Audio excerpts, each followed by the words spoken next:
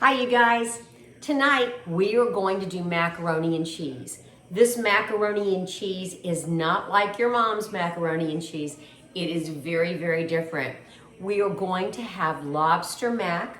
So I've got 3 small lobsters over here and I'm boiling them just like you'd boil crawfish. We're boiling them with some salt and a little bit of pepper. That's about it. Then I've got a pound of macaroni right here and I'm using the large elbow macaroni from H-E-B.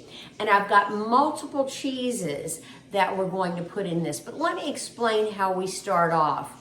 I start off with a bechamel. So a bechamel, you can find this on the internet, a bechamel basically is equal parts flour, equal parts butter. And I used approximately 3 tablespoons of butter to approximately 3 tablespoons of flour. And I cooked it and then I added milk to it. So it's going to be a bechamel sauce, white bechamel right there. And we're gonna add a little bit of salt and pepper to it. And we're going to put that on the side. Meanwhile, the lobsters are boiling and they're going to take a little bit of time, probably about 7 to 8 minutes. Let me flip these over. And then what I'm going to do is get the meat out of it. I'm not going to go through all of this on the video because it's boring. I'm going to shut the video down and I'm going to grate the cheeses. And I'm going to use my Cuisinart here and I have it on the grater attachment. The other thing we put in this macaroni and cheese is dried mustard. Now I know people go, dried mustard? Yes, you use dried mustard because it adds a flavor to it. So we're going to use that a little bit later. But the combination of the cheeses, the mustard, the lobster, and all of those good things, the bechamel, all of those good things come together and then we bake it. So we've got several things going. I won't bore you with all of the work that I'm going to be doing. It does take a little bit of time, so just know I'll turn it off and then I'll come back.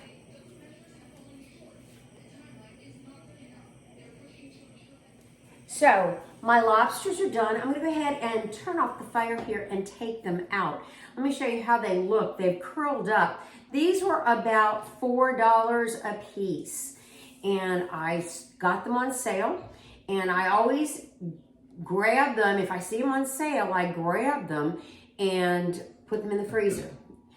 I'm going to go ahead, I can put ice on them to chill them a little bit faster, which I think I'm going to go ahead and do. And then I'll peel them and I'll have the meat for you so you can see the meat in a minute. Okay, we're back. I've got the pasta boiling. Follow your manufacturer's directions on that. I have sprayed with olive oil a large dish, a large glass bowl that we will use to bake everything. I started adding the cheeses. I add part of the cheese to the bechamel sauce so it will melt in there. I'm going to go ahead and add some of the mustard right now. So we're going to add the mustards right into that bechamel. And good, we've got that going.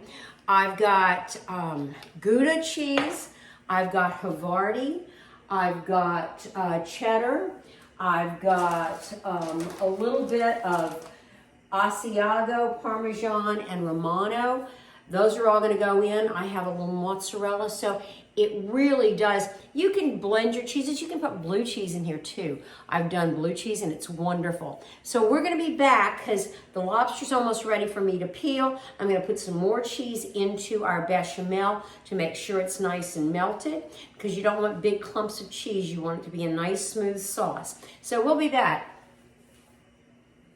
Okay, this is about as much lobster as we got out of the 3 tails. Remember to always cook your lobster. You don't want to overdo your lobster because it will stick to the shell. So you just want to do it just enough to make sure it's cooked because it's going to cook in the oven for a while. All right, we're going to be back. The macaroni's cooking and let's test it here, see how it's doing. Still have a long way to go.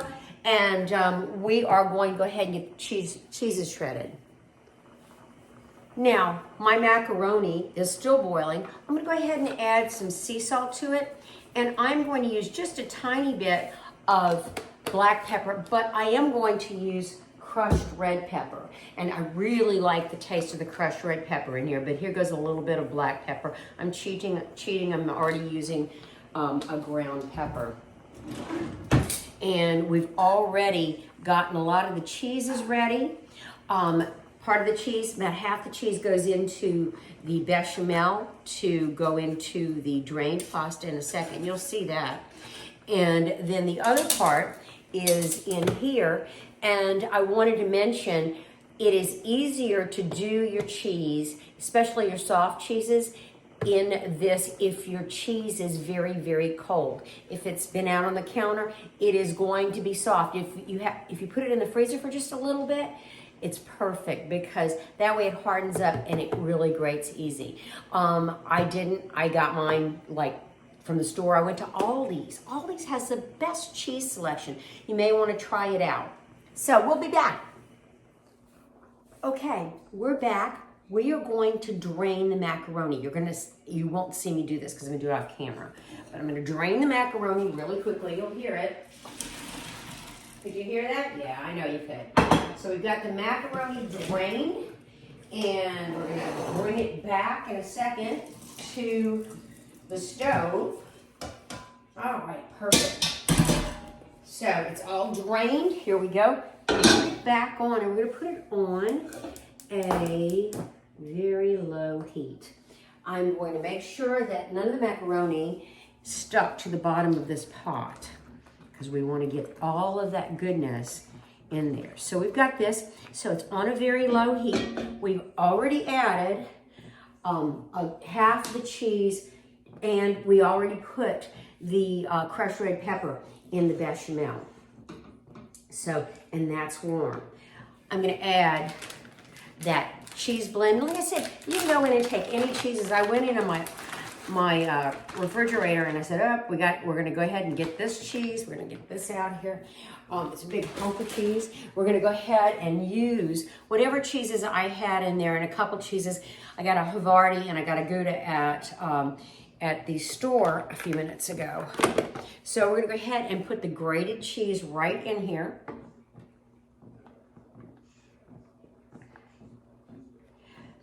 Oftentimes, I will put crushed breadcrumbs on top. And tonight, I'm not going to do that. What I want to do tonight is just have the lobster mac in the way it is. But with the crushed breadcrumbs, buttered breadcrumbs, they are delicious. But that's just an extra step. All right, let me go ahead and give this a stir. So that the cheese is already starting to melt in there.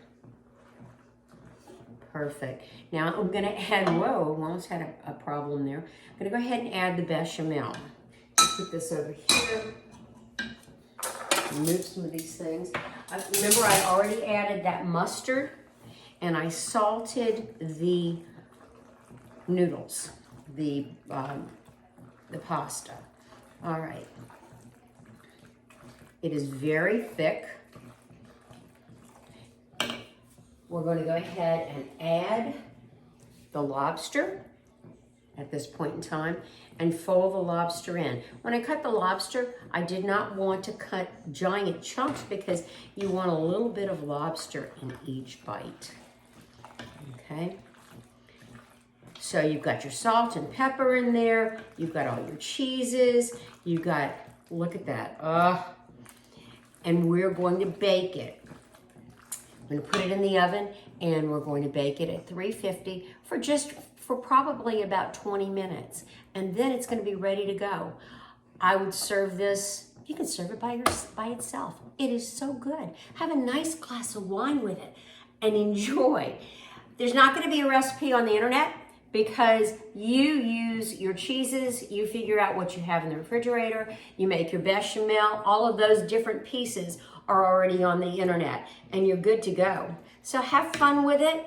You can use shrimp in it. You can do crab. Oh my God. And enjoy. Take care.